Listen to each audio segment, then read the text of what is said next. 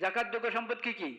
স্বর্ণ, রূপা, ক্যাশ টাকা এবং ব্যবসায়ী পণ্য, এসব জাকাতযোগ্য।